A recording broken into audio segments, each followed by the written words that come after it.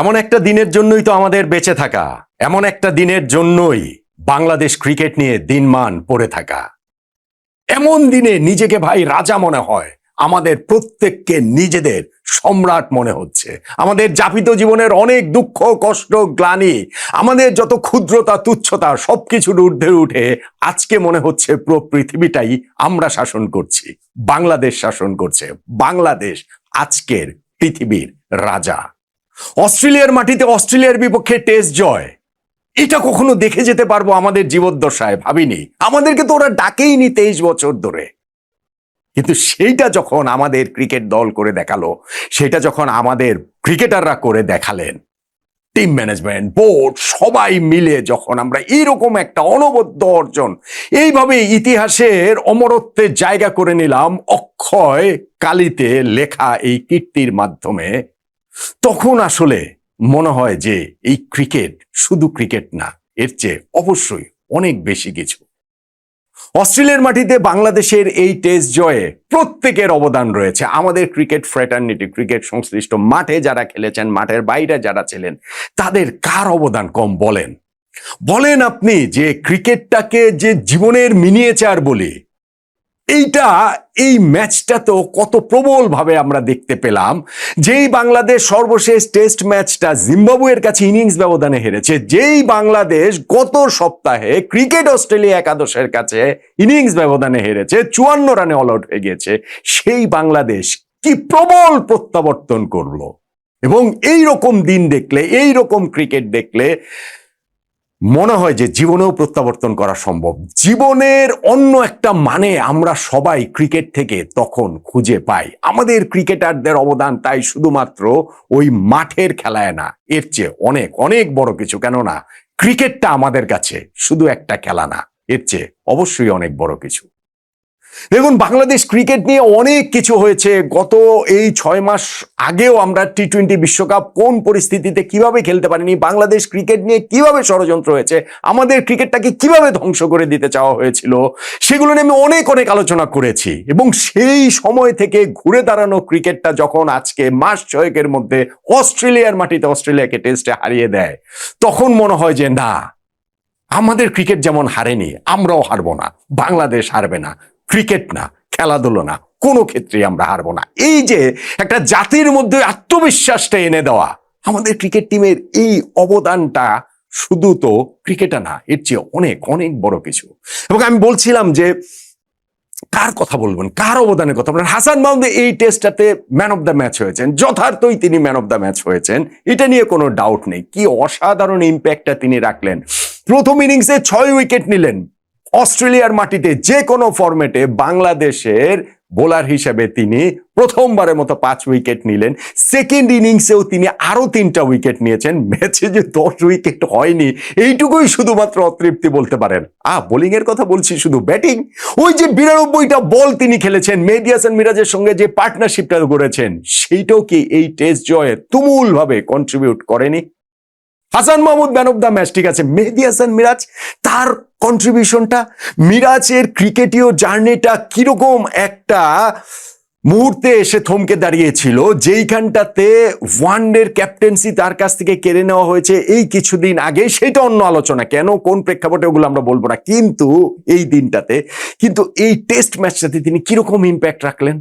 মেহেদী হাসান মিরাজ টেস্টে সাকিব আল হাসানকে certainly replace করেছেন। এই কথাটা আমি অনেকবার আগের অনেক আলোচনাতে বলেছি। টেস্টে গত টেস্ট চ্যাম্পিয়নশিপ সাইকেলে বাংলাদেশের সর্বোচ্চ রান মিরাজের কাছ থেকে এসেছে, সর্বোচ্চ উইকেটও তিনি 1 উইকেট পেছনে ছিলেন সম্ভবত তাইজুলের শুধুমাত্র।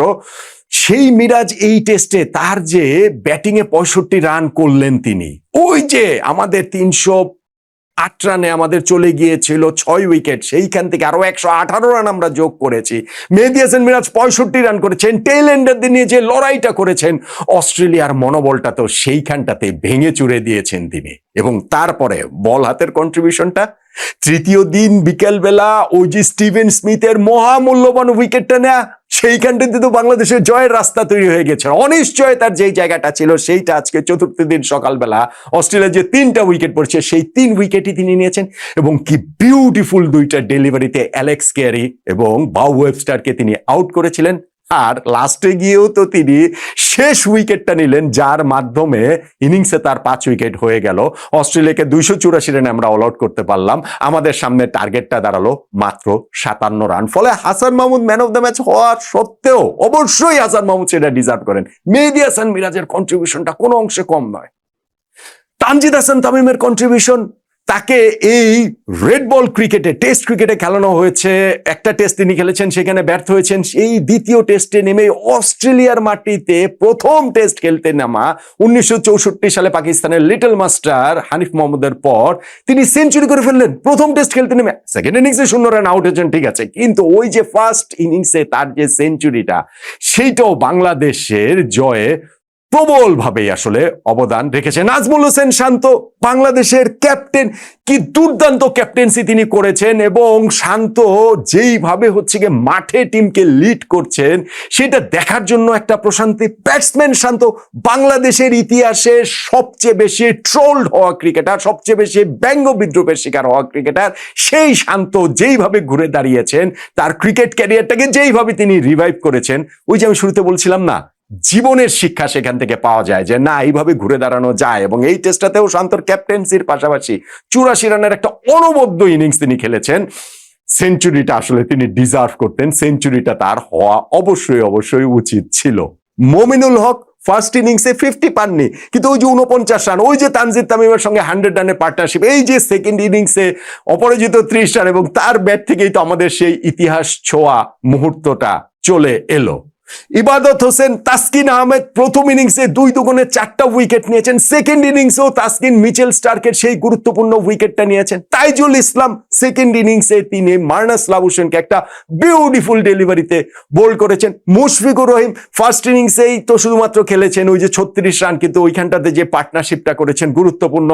সাদমান ইসলাম ফার্স্ট ইনিংসে এতটা সময় ক্রিজে ছিলেন, 8 ওভার হলেও মানে হচ্ছে ওই যে নতুন বলের শুরুতে আমরা অস্ট্রেলিয়াকে 198 রানে অল আউট করে দেওয়ার পর ইনিশিয়াল যে ভয়টা কাটিয়ে দেওয়ার সময়টাতে ছিলেন, অবদান তো রয়েছে। সেকেন্ড ইনিংসেও শেষ পর্যন্ত ক্রিজে নট আউট ছিলেন। লিটন দাস বলতে পারেন যে ফার্স্ট ইনিংসে তিনি তো একটা ইনিংসই খেলেছেন, 0 রানে আউট হয়ে গেছেন, কিন্তু ভাই সেই সঙ্গে তিনি কিপিংটা কি অসাধারণ করেছেন। 2 ইনিংস মিলিয়ে 6টা তিনি ক্যাচ ধরেছেন, এবং কিপার হিসাবে সবসময় পুরো টিমকে সবসময় চিয়ার আপ করে রেখেছেন। ক্যাপ্টেনকে বলেন ওই সময়টাতে নানান রকম পরামর্শ তিনি দিয়েছেন। ফলে লিটন দাসের এই অবদানটাকেও আসলে কোনোভাবেই খাটো করে দেখার উপায় নেই। তাহলে বাংলাদেশ যে এই ম্যাচে 11 জন খেলেছে, তাদের প্রত্যেকেরই কোনো না কোনোভাবে এই ঐতিহাসিক জয়, এই রূপকথার মতো জয়ে আসলে কন্ট্রিবিউশন ছিল। মাঠের বাইরে যারা ছিলেন, এই ম্যাচটাতে যারা খেলতে পারেননি তাদের কথা বলতে হবে, টিম ম্যানেজমেন্টের কথা বলতে হবে, কোচ ফিল সিমন্সের কথা বলতে হবে, কোচিং স্টাফের মোহাম্মদ আশরাফুল সহ অন্য যারা রয়েছেন তাদের কথা বলতে হবে, ক্রিকেট বোর্ডের কথা বলতে হবে, এরকম একটা অ্যাটমসফিয়ার তৈরি করার কথা বলতে হবে। টিম ম্যানেজমেন্ট নাফিস ইকবাল থেকে শুরু করে যারা রয়েছেন, তারা যে হচ্ছে গিয়ে টিমটার যে এনভায়রনমেন্ট ক্রিয়েট করছিলেন, এবং ক্রিকেট বোর্ডের কথা বলছিলাম, নতুন ক্রিকেট বোর্ড তামিম ইকবালের নেতৃত্বাধীন, তারাও যে হচ্ছে গিয়ে ওই অ্যাটমসফিয়ারটা ক্রিয়েট করেছেন, সবাইকে আসলে ক্রেডিটটা দিতেই হবে। এবং শেষ পর্যন্ত গিয়ে যখন আমরা এইরকম ভাবে একটা টেস্ট ম্যাচ অস্ট্রেলিয়ায় গিয়ে জিতে যাই, গত সপ্তাহে প্রস্তুতি ম্যাচে ইনিংস ব্যবধানে হারার পরে, গত টেস্ট ম্যাচটাতে জিম্বাবুয়ের কাছে ইনিংস ব্যবধানে হারার পরে, তখন আসলে এইটা আমাদেরকে একটা রিনিউড বিলিভ দেয়, আমাদেরকে নতুন করে আবার স্বপ্ন দেখায়, নতুন করে আবার আশা যোগায়। সেইটা শুধুমাত্র ক্রিকেটের মাঠে না, ক্রিকেটের মাঠে তো বটেই, যে বাংলাদেশ এখন এই জায়গাটা থেকে চোখে চোখ রেখে অস্ট্রেলিয়ার সঙ্গে লড়াই করতে পারে, এবং সেটা শুধু লড়াইয়ের মধ্যে সীমিত থাকে না, বাংলাদেশ জিততে পারে, বাংলাদেশ জিততে জানে। ক্রিকেট মাঠে যদি আমরা জিততে পারি, তাহলে আমরা সব ক্ষেত্রে আমাদের যাপিত জীবনের জিতবো না কেন? ফলে অস্ট্রেলিয়ার মাটিতে এই টেস্ট জয়, শান্ত, হাসান মাহমুদ, আমাদের হচ্ছে গিয়ে লিটন দাস, মেহেদী হাসান মিরাজ, মুশফিকুর রহিম সহ যারা ছিলেন, তাদের প্রত্যেকেরই এই জায়গায় অবদান রয়েছে। আমাদের প্রত্যেককেই তারা অনুপ্রেরণার নতুন একটা সঞ্জীবনী সুধা এই জয়ের মাধ্যমে দিলেন। এই জয়ে তাই সবার সকলের অবদানের, আমি সিলেকশন প্যানেলের কথা বললাম না, সিলেকশন প্যানেল বা বোর্ড ডিরেক্টর তারাও তাদের জায়গাতে প্রত্যেকে দর্শক বলেন, যারা এখানটাতে ক্রিকেট ফ্র্যাটার্নিটি রয়েছেন, তাদের প্রত্যেকেরই সেই অবদানের জায়গাটা রয়েছে। এবং যখন বাংলাদেশ এইভাবে জিতে যায়, তখন আমাদের সবারই মনে হয় আমরা জিতে গেছি। আমাদের প্রত্যেকেরই আজকে যেমন মনে হচ্ছে এটা শুধু ক্রিকেটের জয় না, আমাদের সবার জয়। আজকের দিনের জন্য আমরা বাংলাদেশের প্রত্যেকেই, বাংলাদেশের ক্রিকেট ফলো করা প্রত্যেকেই, বাংলাদেশের ক্রিকেট ভালোবাসা প্রত্যেকেই আমাদের মনে হচ্ছে আমরা পৃথিবীর রাজা, আমরা সম্রাট, আমরাই নৃপতি।